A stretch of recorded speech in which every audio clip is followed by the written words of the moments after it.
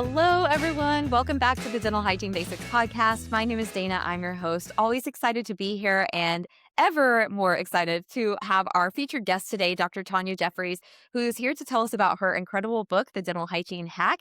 But before we get into that, Dr. Tonya, welcome. I'm going to have you just basically give us the intro. How did you become a dental hygienist? What led you on this journey? So thank you. First and foremost, I am so super excited to be here again. Just a minute ago, I was just sharing with you how I've seen some of your work and am very inspired and love that you're continuing the conversation. So thank you for having me. And that's a funny story because I wasn't one of those students. Sometimes I would ask my students first day of class, "What made you be a hygienist?" This first question, and I would get like at least two, maybe three people would say things like, "Oh, I wanted to do this since I was 7." And I'm like, "7? Like, I didn't wanna do that at 7." But it was something that really, sort of ignited my passion for many, many things afterwards. So, to go back, I was military wife, we were traveling a lot, and we wanted to have a family, and I was in a career actually, I was a journalist. And so I was a reporter, and in order to get really in a good market and put the time in, it did not, allow you to travel from here to here.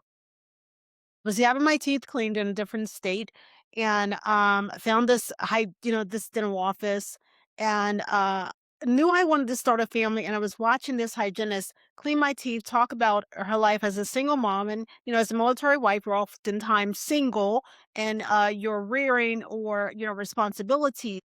And, she was like, "Yeah, I make this amount of money. I can take care of myself, and I have my son." At the time, I was having a boy, and, it was just like, "Wow, and you get to help people." She was telling me about that rewarding thing. I'd already had a bachelor's degree, so I thought, "Wow, I need one class to just kinda get into the program." I'm like, "Alright, I'll take this last science class, and I'll apply and see." And when I tell you, it shifted my whole idea of what I wanted to do. What it did do was allow, though, for those commonalities that I know I wanted to do in journalism, and that was help people. So it allowed for a picture of supporting, helping, listening, talking to. They can't necessarily talk back with the instruments, but then there are many that find ways to talk back, even with instruments in their mouths. But but then more importantly, when I got attached to academia, I think that's where the real work and support and mentorship, the love for that happened, and I've been in love ever since. Yeah, I love that. And I think it's so good to point out that some people do not have this dream since they were 3 years old, right? I think Yeah, sometimes we just have to follow the journey and see where it takes us. And I love that yours brought you to dental hygiene. And I think it's so interesting you have a background in journalism, which I think plays into what you've done, which is write a book, which we're going to talk about definitely. But, doing that research, understanding people, thinking about, like you said, how do we help people? And there's so many ways to help people as a dental hygienist. And I love that you found these unique ways to do that. Well, I want to know, where did you go to school?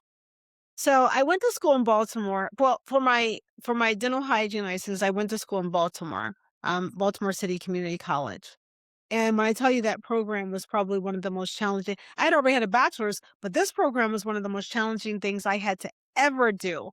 I always said to myself, like, even going through, if I get through this, I'm never going to let this degree, like, I'll be like 110 if I live that long, and I will still have an, maybe I'll retire then, I don't know, but I'll be doing something that's active. I don't ever want that degree to like kind of flop. And I have other degrees after that, but that one was, ugh, it was something to get through.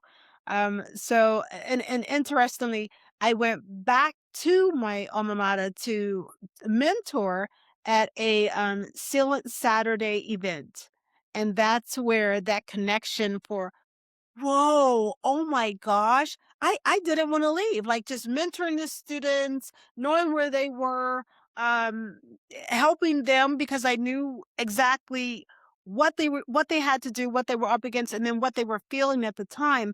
Those chairs that they sat in, I sat in them, and that connection just it took it to another love that I just and a passion. I didn't wanna leave that day. I was like, "Oh my gosh." And, was offered an adjunct position at that particular institution. So that's sort of like where my beginning, settled in. Yeah, I love that. Just one day you go in, you think, I'm going to help, go to the ceiling clinic, help the students. And I love that you had the thought process of that used to be me.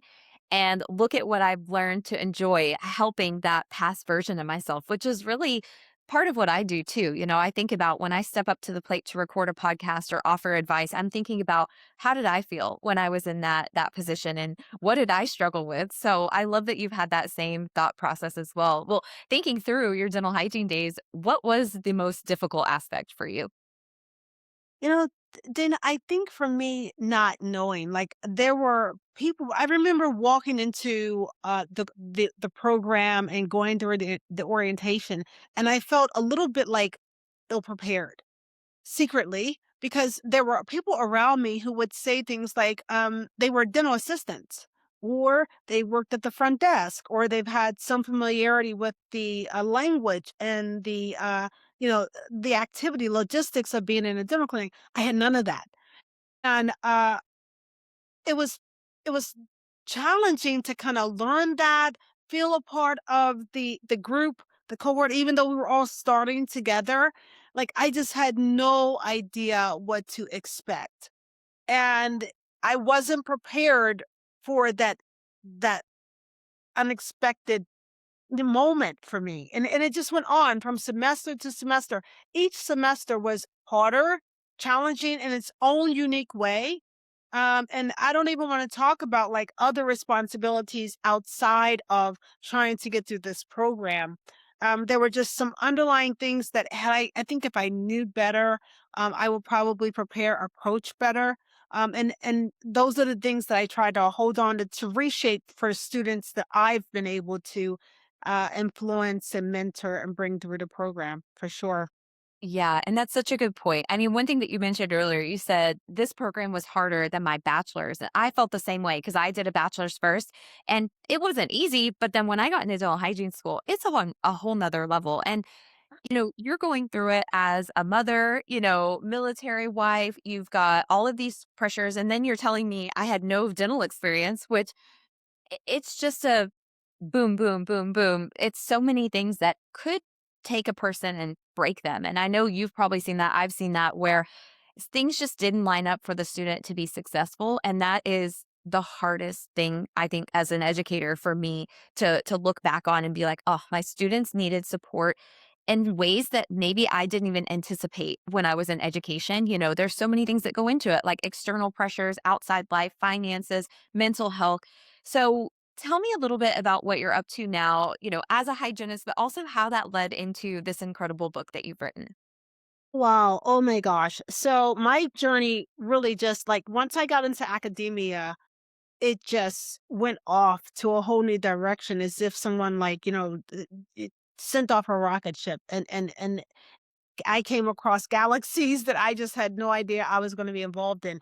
So, one of my first, imprints, I guess, on the industry was to become the first African American president of the Maryland Dental Hygienists Association, and that was a real treat, but it was, again, something that I'd walked into familiar because I was, prior to that, the co-legislative, chair for that same association. So I have been advocating and, really helping to drive the scope of practice for Marylanders and for Maryland dental hygienists. But then once I became the president, I really had the opportunity to have cold conversations with people from across the country and to get a sense and idea of how dental hygiene is so much the same from place to place, no matter what state you're in, but yet so different because of their scope of practices. But we were all really facing the same thing. And then as I had advanced in academia, I became like, I took a job as a well, full-time faculty and then clinical coordinator that helped me to earn the title of program director, and then going through my accreditations, becoming very familiar with CODA, all of those things, having my own accreditation, and then igniting an accreditation or starting a program, erecting a program at a school who was interested in it. I began to do consulting work, and then I had colleagues who came to me and was like, "Hey, we're kind of interested in getting some younger people into becoming a board examiner." So prior to COVID, where before all the board exams I went into mannequins, I was board examining with live patients and really learning that aspect, and eventually became a chief board examiner for dental hygiene, and I still do that across the country. There are other things that I've worked with and coupled with because I really wanted the relationship between dentists, having my experience in legislation. I wanted the relationship between dentists and dental hygiene to maybe strengthen. And I found opportunities where dentists were very, very supportive of hygiene. So I started creating CE courses that could really speak to some of the challenges that we see clinically, and from the perspective of a hygienist. I created courses in implants and third molars, and there was one that my all-time favorite. I did a course in interdisciplinary education where I took deaf patients. I would close the clinic down. It's the first and only uh, deaf patient event where our students from dental hygiene are partnered with interpreter prep students from the institution, and they devote all of their services that day to deaf patients. When I tell you this is, they've received an award, it's gotten recognition. I do hope that concept grows. I'm sure other people are doing different initiatives, like maybe autism or something like that. But it was really a way for us to do community service, do crossbound with our students, and really show students how they can create their own opportunities. They don't just have to be clinical, they can bring these opportunities to their clinic and to communities. So that was something that really got my feet wet in a lot of different areas. But then, like you were mentioning earlier, I saw some students who were unsuccessful, and in terms of completing the program, and I would kind of gather like reasons why they were unsuccessful. Then I saw students who were unsuccessful to even get into the program. So it was like failing out and then not even getting in and then changing their minds. And then there's a really large population of students who just didn't know what dental hygiene was. So so we have that as well, right? So I would take my as a program director, this literally happened for over probably about more than 4 years. I would take my students at different intervals of their experiences within the curriculum, whether they got in, whether they failed out, or in the middle of it, about to graduate. And I'd say we're going to have like a Vegas style conversation. And I just want to get your opinions about what else you need to support yourselves and this is success that you would need. If they were graduating, it was great because they could look back on their journey. If they're coming in, they could assume ahead, but not really know the path that they're about to go on. And to honor their privacy, or anonymity, I would tell them before you log into the Zoom or as soon as you get in, rename yourself as your favorite cartoon character. So I was getting responses from Snoopy or Charlie Brown or the Jetsons. So that they would feel a level of comfort because it's like, oh, they're going to probably give me, but me on the camera, they're going to give me responses that they think I want to hear. And I wanted it to be transparent because I needed that information. Yeah. I needed that to help shape in a real way, in a truthful way, in an authentic way, um, information that is necessary for those that were coming behind them. So while I wrote the book, they kinda wrote the book. And I had that same experience, those same experiences with faculty, um, to share, "Hey, what do you really feel like some of the issues are? What do you feel like we don't get time to do for our students?" And with all of that information, I kinda put it together in one resource and said, "Hey, listen, look at this," and DM me if you wanna talk about it, right? So that's really where how it happened. I love it, and such an incredible story. You've done so many amazing things, and I really love the parallels between our 2 stories because I know 4 years ago, there was nothing out there like what you or I were doing that was focused on and it's so funny, I love that we met and that we're having this conversation because we were really already thinking, "How do we help students get into and succeed in hygiene school?" And we took 2 totally different paths, but the beauty is we're going to help the future legacy of dental hygiene by that. And the other thing that I love is that you are a program director. You have that experience. You took information from your students, from your faculty to put it into this amazing book. And with that being said, when we think about what are the resources out there for students, many of them are just coming from students, right? It's like on social media, on TikTok, it's like, this is how I got into dental hygiene school. This is what I did.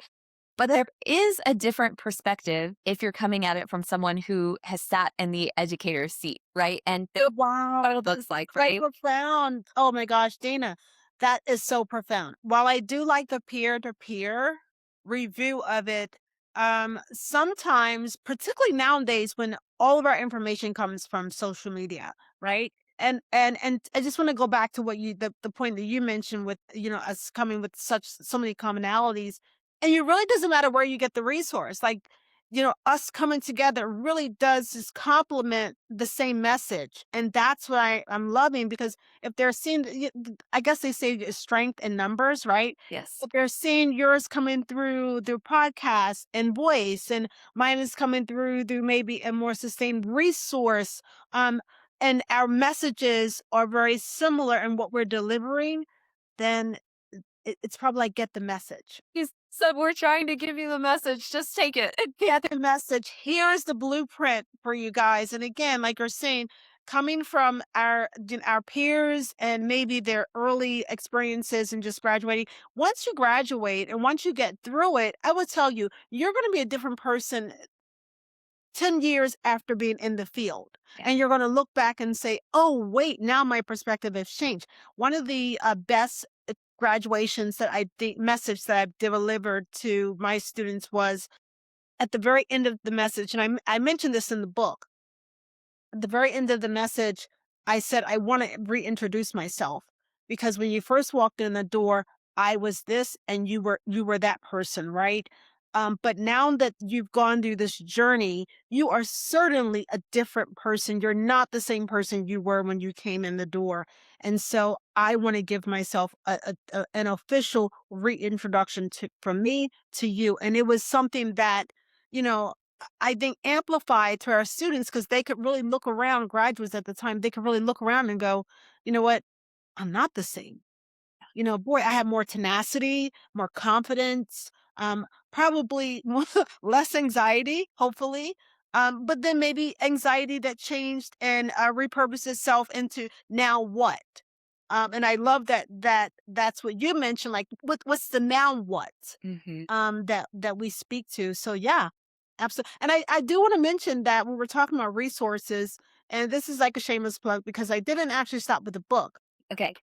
I created the first mobile app for Yes. clinical dental hygiene curriculum. Love that. And this app has really been embraced by so many students, and it's not really appreciated until like your first year. Yeah. So while I do introduce it to a lot of new students coming into their programs along with the book, it's my second years who really see the value in it. And what it does is capture. Remember all those clinical comps we had to take? Yep. Like it was yesterday. That was let's fight. So at your fingertips, right on your phone, the hygiene app, you can download it off of the Apple Store, Google Play, and it has each patient. It has opportunity for you to enter your patients in. It can measure and organize and help you to stay with all the comps that you have to do in that patient. It helps you to see what your scores are, um, and things that you've completed. So like, and it gives you like text notifications. So if you are required to get, say for that semester, you're required to get at least 6 bite wings, right? Bite wing series. It'll text you in the middle of the semester, like, hey, you're halfway through, but you still got 4 sets of bite wing that you have to complete, get rolling. Or it might say, wow, you're doing a great job. Your bite wing series are all complete. Now you just have a full, digital full mouth series to do or what have you. So it is very intuitive with the student. And the beauty of it is that at the end of the semester, you can download your spreadsheet of all the things that you've completed, hand that over to your faculty to show, okay, all of my requirements for that semester has been completed. And that for me, that resource was helpful because it standardizes the way in which we get through support and be successful in clinic. Everybody does this so differently. You know, how do you keep track of your patients? How do you know whether or not, what happens in a clinic? Oh, I missed that class 2 patient. Oh, you didn't meet all your requirements, or I forgot to do that comp, or I failed that one but didn't come back for. So it's a great way. Administrators are loving it, again, to standardize it no matter what school you in, where you are, what state you in across the country. It's the same app and it could be used anywhere and anytime in the program. I wish I could just give you a big pat on the back for creating that because honestly, I've obviously, I mean, just through my educational experience, one of the things that students end up being unsuccessful in is finishing their competencies because you're juggling so much. And I just think through, when if, usually as a faculty, you'll have advisees, and I'm meeting with my students and I'm telling you have to get on these competencies. They're coming up soon. Like, let's stay on track. And, I was always trying to encourage them, get as many competencies as you can done at the beginning of the semester, right? Don't wait till the end. Yeah, if you have this app that is a tool that you put it all in and then it's gonna remind you, I just think about the number of students who will basically approach it an entirely different way and maybe won't have those things accidentally slip and lead you to maybe being dismissed from the program because some programs will dismiss you if you don't meet your Oh, clinic absolutely. requirements. That's incredible. It's so funny, and, when I'm talking about it, I don't think, like, sometimes I don't think that people can kind of wrap their head around it. It's so funny, Dana. I should have known you were gonna, like, get it just like that. But when you see it, I presented it in so many different, fac events and facilities and things like that, or meetings, conferences, but when they do see it, they're like, my gosh, like this is what we need. You got to come to our school. We want our students to get this. So it really has been making its way across the country, and I really do hope that people can pick up on it. And the beauty of it is that all the information that's in the app is based on code of requirements. Yeah, that's amazing. So when you're getting ready to prepare for your CODA site visit, here's all your evidence. Your student just downloaded it. There it is right there. You can keep that in a file. Or, put it into your digital file. Everything is there. And then I don't know if you're familiar, Dana, but there's also an annual survey that we take in real time, supposedly, with ADIA once a year. So there's data that we're collecting from that. Again, the app is able to get that data. Are you seeing patients who are in a certain uh, income classification, or is this an adult patient? Because right with CODA, we got to see adults, pediatrics, geriatric, all of those standards Yeah. are recorded in real time. So it helps again to deliver that message right over to a deal that is seamless, and it just works all around. Yeah, and I love the brilliance behind what you've done because not only have you supported students who we know one of the biggest things that they struggle with is tracking and maintaining competencies. And then who else is struggling with that? The educators. I've got two program director friends going through CODA right now and they're like, "Oh my gosh, this is just so intense." And when I was in education, I sat through my poor directors going through that and it's so stressful. So what I really want to impress upon the students listening today is Dr. Tonya, she created something that was a need. She's a dental hygienist and she created something for future and current dental hygiene faculty, right? That makes their lives easier. And you did all of this as a dental hygienist, right? And I know you went on and what are your other degrees? Because you said you went on to continue your education. Yes, certainly. So my master's is in healthcare administration. And then I did, because I, again, such a love for academia, my doctorate degree is in educational leadership. So it's been a plethora of a mix of talents and skill sets that help to prepare me for sort of that mindset. But again, in its simplicity, it does all come back to who was I in that chair in dental hygiene? And don't ever forget, I don't ever want to forget that feeling I had there, because it helps me to show up better as a person, more authentically. It helps me to show up with empathy, to be able to deliver the mentorship that I have and to think creatively about solving problems and, communication with other faculty. All of that is really important. But again, I just think that with all of those degrees, my seat in that dental hygiene chair is really what prepared me to just, branch out the success there. So Amazing, and such a powerful message in the reflection, and that, dental hygiene school is one of the hardest things that we will do. It's to look back and appreciate it and think about where you were and what you can bring in our cases, like to future students, the future of dental hygiene. But beyond that, where you were then and what you take, it all grows from that moment, which is so incredible. I love everything that you've done. I'm so proud of you and so just happy to have met you. I would love, can you just share where students can find you, where they can find the book, so that they can all rush out and get it right away? absolutely. So the dental hygiene hack is definitely available on Amazon. You can download the book from there. There's also that ebook if you're one who just likes to kind of keep things in your pocket. I want to make it easy for this generation who really loves all that technology. Again, my social media, I'm always giving out little tidbits, much similar to yourself, not much like yourself, Dana. I absolutely love the interaction with live conversations and things like this, but I do send out little dental hygiene hacks where they're like messages that I find that are helpful for information, particularly for those who are looking for a career. I try to like, hey, did you know?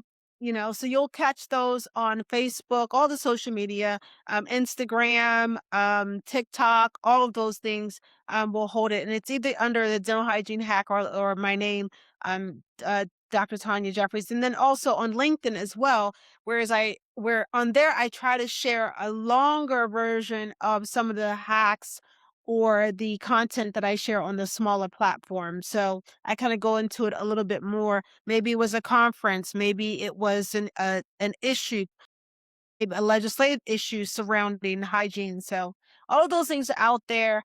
Just feel free to email me anytime you want. Jeffries at tdjconsultinggroup.com.